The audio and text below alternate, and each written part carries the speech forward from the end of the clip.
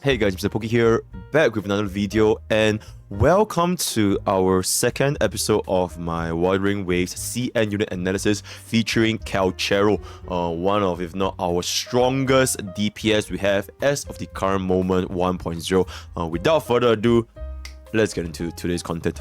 Subscribe!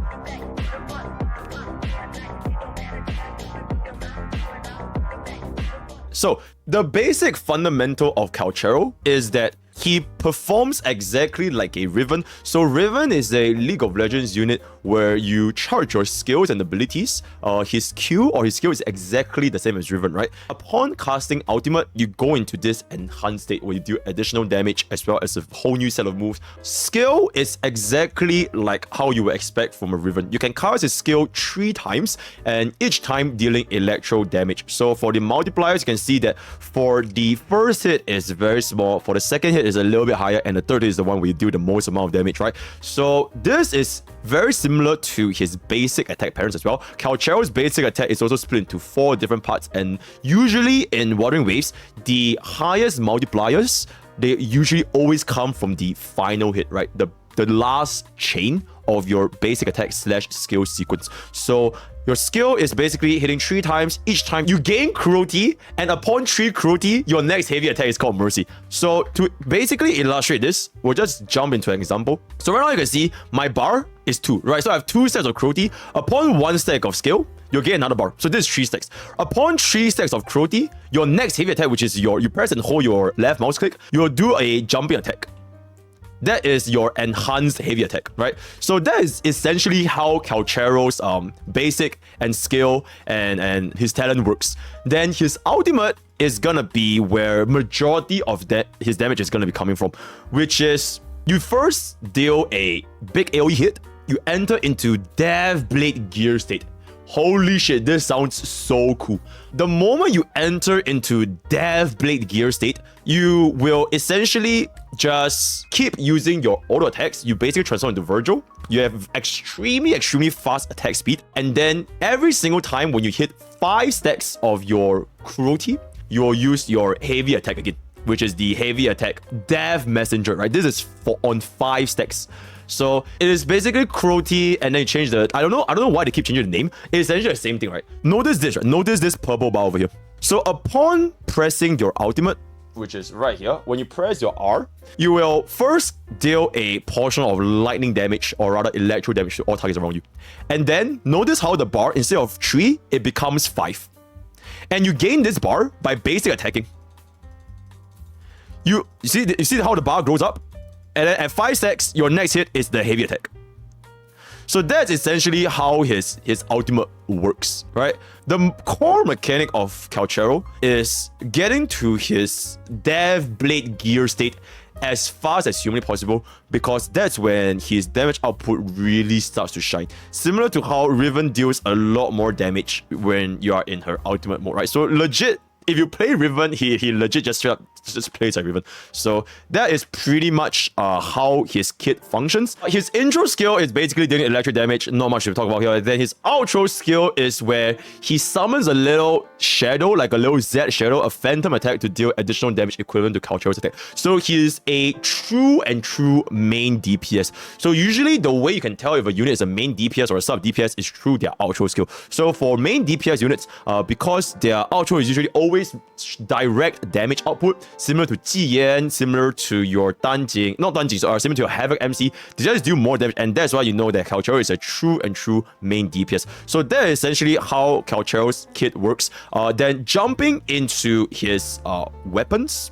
Do you use Lustrous Razor or Verdant Summit? This has been talked about quite a bit, and TLDR, Verdant Summit is not Calcharo's best in slot. This might be a little bit different for the players that are playing Honkai Starbucks, where usually a signature weapon is always going to be better than a standard weapon. For Calcharo, that is completely not the case, because you need to look at the abilities for Verdant Summit. So although we do have a crit damage main stat, the skill is, just take a look, Every single time when an intro skill or resonance liberation is cast, increase heavy attack damage bonus by 24% up to 2 times. This effect lasts for 14 seconds, which is basically a 48% heavy attack damage boost. Now, the reason why Verdant Summit it is worse than Lustrous Razor. So what exactly is Lustrous Razor? Lustrous Razor is going to be this item over here, where you have energy regeneration, and when resonance skill is released, liberation damage increased by 7% up to 3 times, which is 21%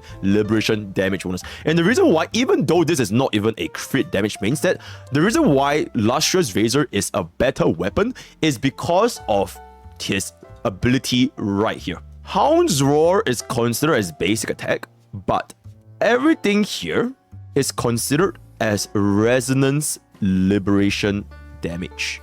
Heavy attack Death Messenger is basically the one where you jump up and you swoop down. You're jumping into a thunder strike, right? This heavy attack Death Messenger, although the name says heavy attack, it is not heavy attack. It is in fact considered as a resonance liberation damage, which in other words, ultimate damage. So I think a lot of players were confused by the wording of this over here. So you assume that just because the name here said heavy attack Death Messenger, you assume that Calcharo in his ultimate state, the big jump where he jumps out, is dealing heavy attack damage bonus.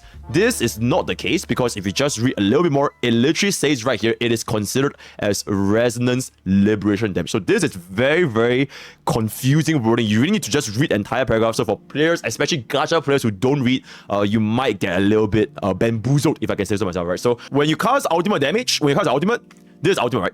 Your first hit, this jumping up,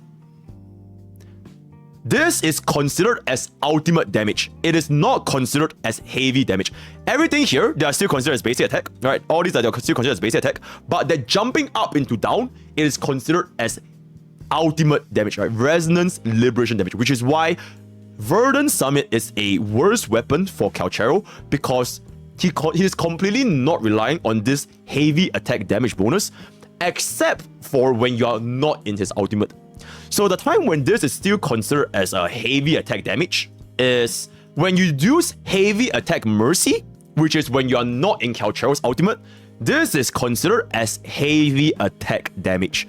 So heavy attack mercy is heavy attack damage. So when not in ultimate, it is still benefit. But when you're in ultimate, it changes name to Death Messenger. It is now considered as resonance liberation damage. And like I mentioned, Calcharo, majority of his damage output is going to be coming from his ultimate, especially this heavy attack damage. If you just take a look at the multiplier, heavy attack Death Messenger, it is 500, almost 600% damage multiplier. Mercy, it is only at 210%. The multiplier for the ultimate, it is quite literally triple of your non-ultimate state, which is why majority of the time your Calcharo damage is really going to spike during ultimate state, which is also finally why Verdant Summit, it is not the best assault weapon for Calcharo. But all that being said and done, the difference between Lustrous Razor and Verdant Summit, it is not a big difference. Because at the end of the day, we still have a crit damage main stat for our Verdant Summit. And in Wuthering Waves, attack percentage buffs, they are quite common. So the crit damage alone, it kind of helps us bring back our difference in damage output a little bit more. So the real difference between Lustrous Razor and Verdant Summit, it is within 10%. So it is not a very big difference. Which brings us to, I guess, our final point.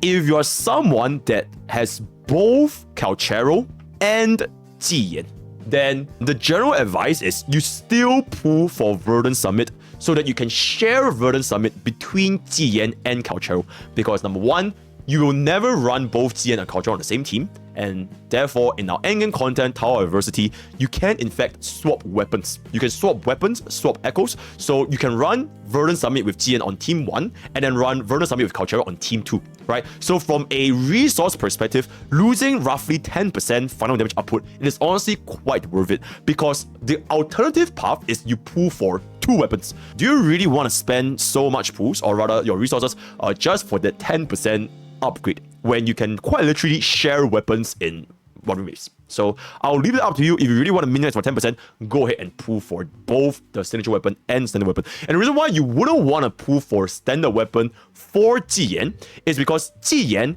has really bad synergy with the standard weapon, right? If I take a look at a standard weapon, like I shown you guys just now, this liberation damage, it is really bad because 90% or 80% of Jiyan's damage output is all heavy attack damage. Not to mention, it is an attack percentage main stat, right? So this weapon, it is far greater. I believe it is somewhere around like 20-ish%. I'm not sure if you guys have seen my CN tier list. I've shown the graph previously where Jiyan without signature weapon versus Jiyan with signature weapon, it is like a more than 20% damage difference, right? So by opportunity cost alone, if you are talking about being efficient with your pools, efficient especially for free to plays, and you want to play both Calcharo and Jiyan, then pulling for Verdant Summit is still the better option instead of pulling Lustrous Razor and giving to both. It is simply a matter of opportunity cost, right? So that is pretty much gonna explain the weapon choices for Calcharo. If you do not have Jiyan nor the standard weapon, you can go for the 4-star option. Helios Cleaver is honestly really not that bad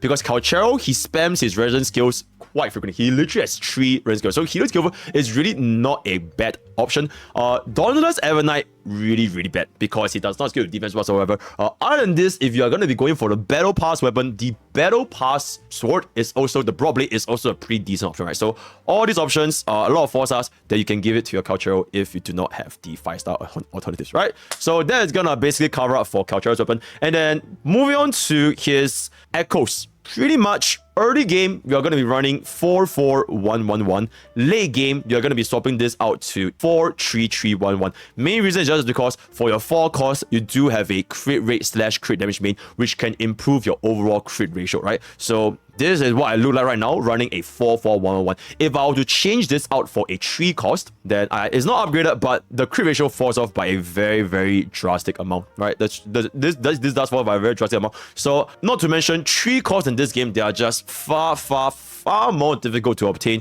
for the right main stat because you can't perma farm your 3 costs as quickly as you can perma farm your 4 costs, right? Because they only respawn once a day. After you clear overworld, it's done. Whereas for your 4 costs, you can just spam them permanently, right? So just generally, early game, recommended to just go for your 2 4 costs. When you do have the double electro damage bonus, with good crit subsets, you can go for 4-3-3-1-1. Final difference between 4-4 and 4-3-3, it is roughly 8 to 9% final damage output, right? So not a insane amount. So slowly work your way there as you approach endgame. Now, there's one question I believe a lot of players are talking about. It has to be kind of discussed here. Should you use Tempest Memphis as your main 4 cost, or should you run Thundering Memphis as your main 4 cost? The answer to this is honestly very simple. So if we take a look at our CN brethrens, Thundering Memphis, without a shadow of a doubt, it is a way better option compared to Tempest Memphis, right? Set is definitely going to be Electro, so we're not going to talk about that. It's 100% Electro because the set bonuses in this game, they are very straightforward. If you're Electric, you run Electric set. If you're Ice, you run the Ice set, right? So set bonus, very straight. But the reason why we run Thundering Memphis instead of Tempest Memphis is because of this right here. Thundering Memphis buffs Resonance Liberation damage. Tempest Memphis buffs heavy attack damage. And this is the exact same bait that got players when it came to should you run Verdant Summit or Lustrous Razor, right? People thought that this right here was heavy attack. It is not. Heavy attack damage bonus matters very little for Calcharo. Majority of his ideal damage bonus is going to be coming from Resonance Liberation damage. So because of this, the very clear choice is going to be Thundering Memphis. Although that being said, there's one benefit that Tempest has over Thundering, which is he is able to be swap cancelled. So what is swap cancel is basically you can use Tempest Memphis and then swap into a sub DPS while Tempest Memphis is still on the battle dealing damage. But this ideology is also inherently flawed because you're a main DPS as Calcharo, and it doesn't really matter that much whether Thundering or Tempest is going to be on field or off field, because what matters is for main DPS, you want to have the highest damage bonus as much as humanly possible. So overall recommendation is going to be Thundering. I will talk about one last thing because like I mentioned, I don't really want to spend too much about the Echoes Tracers. Eidolons. Calcharo's E1 and E6 are his most impactful Eidolons.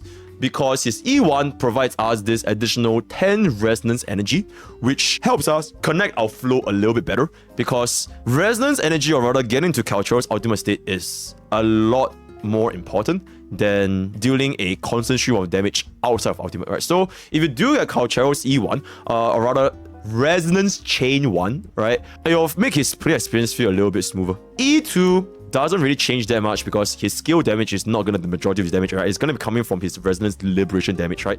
E3, electro damage bonus, pretty good, not a completely game-changing Eidolon.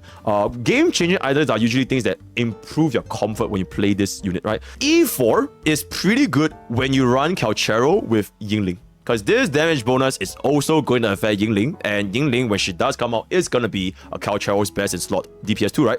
So this is going to be quite good, but only if you're really like gonna giga will, so consider that in your consideration. This intro skill is also just a single instance when you slot into Calcharo, so it is not gonna be something that has a lot of uptime. Then E6 is the one that really scales up the damage by a lot higher, because every single time when you use your ultimate, you get this additional 200% multiplier damage, which is also considered as liberation damage. So he does gain the buffs from any liberation damage buffs, right? So E1, E6 are the ones that really change everything. E4 when you're gonna be pulling for Yingling, but generally speaking, in terms of dupes for this game, it is not that significant compared to, like, I guess Honkai Starbucks, where dupes really some units in Honkai Star Rail, they are a completely different unit when you get their E1 or E2, right? In Wuthering Waves, it is not that crazy. They are usually just additional multipliers, so you don't fundamentally change the way your team plays. It's just dealing a little bit more damage here, a little bit more damage there. Only those that are really good, I would say, are those that change the overall flow of your combat. So if you're really thinking about getting a Calcharo dupe, which honestly isn't recommend, you could consider getting the E1 just for the additional comfort, right? So that is gonna be that for Calcharo's overall kit and abilities and weapons and all that kind of stuff. We're gonna jump into Calcharo's rotations, where if you do not utilize these rotations, you are completely gimping your Calcharo's damage, right? There's a lot of ways you can use animation cancel, swap cancel, that can drastically improve Calcharo's overall damage output. So I'm gonna split into this into, say, a little bit more of a different levels. But first of all, Calcharo's team comp when you are gonna be min-maxing him. His best in slot team as of this current moment is going to be Calcharo, Jianxing, and Verena. This is gonna be Calcharo's best in slot. That being said, you do need 3 5-star units, so it could be a little bit rough on your resources if you do have 3 5 stars. The reason why is because Jianxing, she does have a 38% liberation damage bonus deepen for 14 seconds, and it scales very well when you pair him up with Calcharo's ultimate bonus. So this team right here is theoretically the team that's gonna deal the highest amount of damage. But if you do not have 3 5 stars, Sanhua is honestly an excellent alternative, because although her buff is going to be basic attack damage deepen, which doesn't really benefit Calcharo by that much as significantly as compared to liberation damage, but the benefit with Sanhua is that her rotations are extremely fast. Usually with a single skill into an ultimate into bursting the ice walls, you will gain your full concerto energy into an intro skill for Calcharo. So the rotation with Sanhua, it is much quicker compared to Jianxing. So overall, although you probably see less damage numbers during Calcharo's ultimate state, the overall flow of the combat still feels really good with Sanhua, just because of how quick her rotations for intro and outro skill is, right? So that's gonna be that. And also Calcharo, she still does in fact benefit from basic attack damage buff, because if you take a look over here, this is still considered as basic attack, right? This Hound's Roar, it is still considered as basic attack damage. So even during the ultimate, we still gain benefits from it. It is not completely useless, unlike heavy attack damage bonus. That is just not useful for Calcharo whatsoever, right? So that is gonna be the 2 slot 2s for Calcharo. And then slot 3, best in slot will and always will be Verena until they release like an electro support status healer in the near future. But pretty much everyone should get a Verena, right? There's a selector in your AD selector, there's a selector that they gave out for free. So I don't see why anyone that care about meta don't have Verena in the team, right? So that's gonna be the team comp that we're gonna be running on. I'll just use someone to keep things relatable. But first tip for Calcharo, level 1 Calcharo damage buff. His heavy attack is swap cancelable for both his ultimate heavy attack and his normal heavy attack. So swap cancelable means that when you do this, if you hit it with a heavy attack, he still jumps down and finishes the attack. So that is a very basic way to increase Calcharo's damage output, right? And it is not a tip it is a must. You must learn this for Calcharo because beyond just increasing the overall rotations and the flow of combat, Calcharo during his jumping attack is vulnerable, which means he can take damage. So in a state where he starts jumping up, if you were to not swap cancel, in this specific state, you can still take damage. And that is really, really bad. Maybe for now, you won't really feel it because you're against mobs. But for boss fights, if you do not swap cancel when he was doing the jump, you can quite literally get hit and get slapped out from the air like a goddamn monkey, right? If someone hits you, especially if a boss, he hits you while Calcharo is jumping, you're gonna take damage and it's gonna interrupt the attack. And there's nothing you can do when you're up in the air because the animation has already begun. You can't dodge, you can't parry, you just have to commit. So the only way where you can prevent your sequence from being interrupted is to swap cancel while he's in the animation, right? So this is the level 1 tip. It is not a tip, it is an absolute must for Calcharo players to use swap cancel when you're using his save attack. Just a quick editor note, outro skill buffs are lost upon swap outs, so animation cancels may not be as viable. This feature was nerfed from previous closed beta tests, which outro skill buffs were maintained for full duration post-swap. And this also works when you're in his ultimate state. So if I were to cast my ultimate here, if you cast this, it also works for your ultimate, alright? So as long as you see him jumping up, swap cancel, right? You have swap cancel in order to make sure that he doesn't get hit, he increase your damage team. It is just very, very important for Calcharo players to understand this first trick, right? So that is gonna be the first trick for Calcharo. Now, the second tip to improve your Calcharo rotations, it kind of ties down to his basic attack sequence as well. So you have to take a look at how his basic attack works in order to weave in with his skills. So Calcharo, his basic attack has 4 different sequences. One is a double step. This is a single instance, right? It is a double step. 2 is gonna be a swipe. Then 3 is gonna be a swipe into a dragging his blade back forward. And then 4 is gonna be the little sphere in front, right? So 1, 2, 3. Okay, 1, 2, 3, and 4, right? So these are Calcharo's basic attack sequence. His 4th basic attack sequence, this little sphere that explodes, has the highest damage multiplier. Whereas every other multiplier here, it is not even close to the final attack. So when you're doing your rotation with Calcharo, you always want to try to hit this last chain of basic attack in order to not miss out on this big point of damage. So that's tip number 1, right? But we are going to have to take this step a bit further. You can, in fact, continue your basic attack animations in tandem with your skill usage, exactly like a Riven. So if you were to take a look over here, your skill usage is going to be 1, 2, and 3, right? So that's going to be your 3 skills. And you can, in fact, merge them both together in order to do the highest amount of damage possible. So if you were to not merge them, so let's just say you're not merging, right? You're doing your basic attack. Okay, maybe you won't start basic attack because you want to use your skill first. So you do a skill, your 3 hits, and then you start doing your basic attack. You can see that it is very, very slow.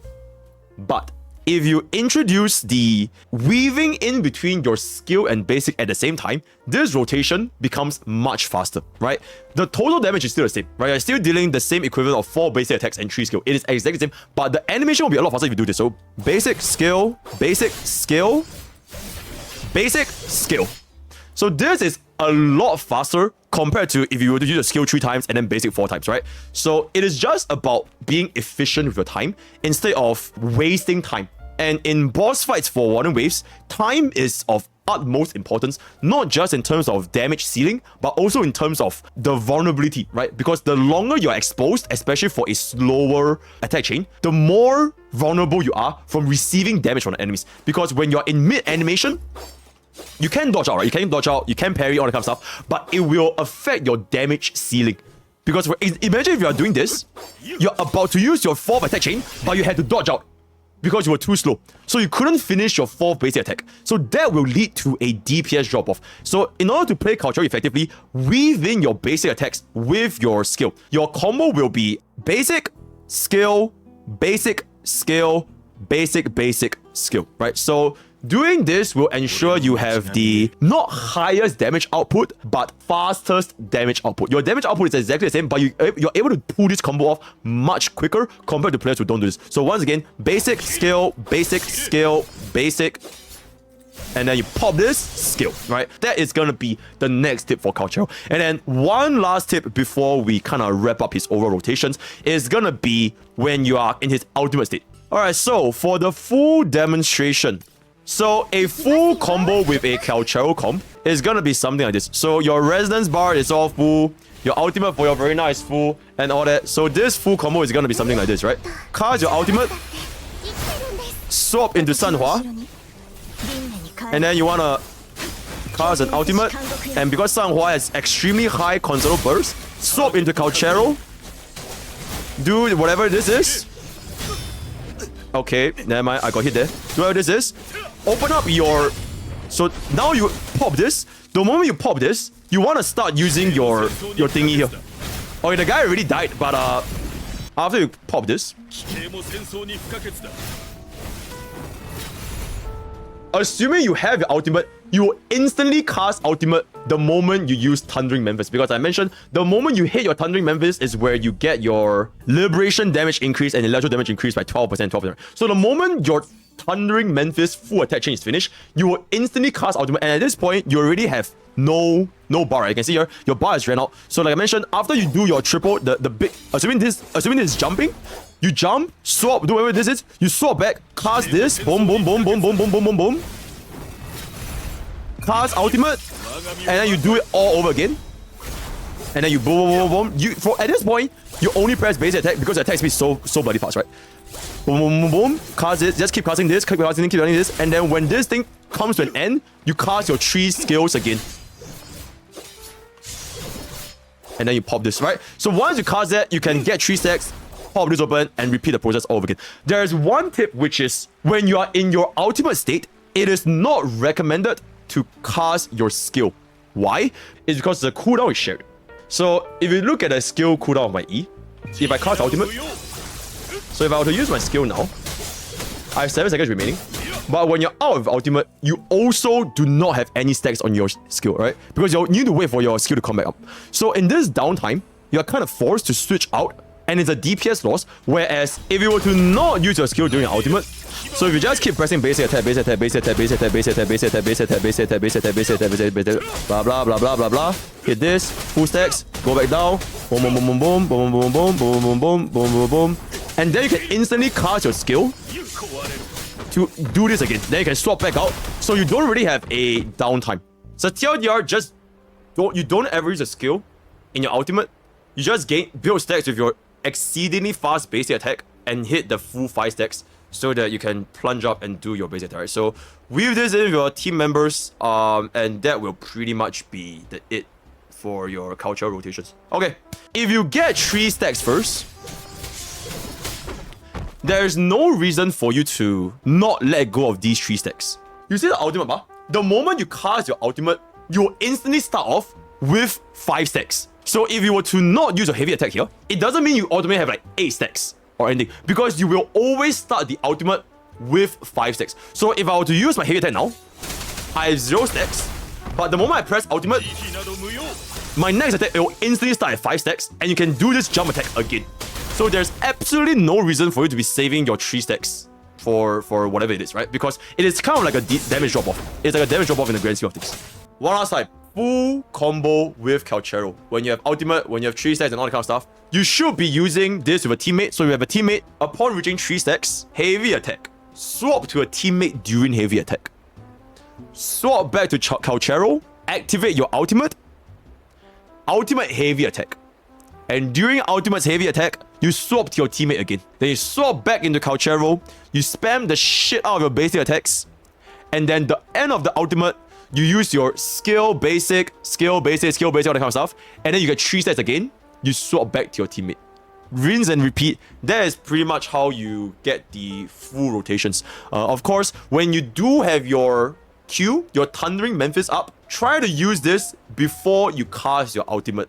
But that being said, you also need to kind of see your situations. Like the boss is like very, very fast and you just don't really have opportunity to go in, then don't really want to use this, right? But ideally, you use this Thundering Memphis before you cast ultimate in order to get the liberation damage bonus, right? So that is probably gonna be the full rotations for Calcharo with his teammate. And so for future as well as our current CN unit analysis for Wuthering Waves specifically, I've decided to adjust the structure of how the guide is gonna be with regards to the difference between our Wuthering Waves guide as well as our Honkai Starbucks guide, right? So in Honkai Starbucks, the guide is a little bit more fundamental and straightforward in a sense, because when it comes to the actual usage of the character, it is very, very easy. But for Wuthering Waves, this is not the case, as I have tried myself for, at least for Calcharo so far, there's actually a lot more mechanics that can't just be explained from looking at his kit alone. They have way more depth in their kits than what goes on in their normal descriptions of what they have, right? So I will only briefly touch upon, maybe spend less than 10 minutes talking about their best in slot builds, tracers, what weapon, what resonance chains, right, the Eidolons, and what echo should you equip. And afterwards, I'll just be showcasing you guys what are some of the rotations, some of the in-game performance where you can actually use to improve your unit's capabilities. With that, we have come to the end of my attempt at changing the style of Calcharo CN unit analysis, going a little bit more in-depth to its all rotation, that kind of stuff. If you want to engage in any further comments, then down in the description below, or join the Discord, discord.gg/Pokke village, where we're very active community talking about Wuthering Waves on a daily basis. Check out my stream, that's twitch.tv/YouTube every day. Check it out on the Discord, so hope it was not too difficult to understand. Hope my editor can kind of make like cute little graphics to make it a little bit more easily digestible. But yeah, all the best for GM pools, and I'll see you guys next time. Take care.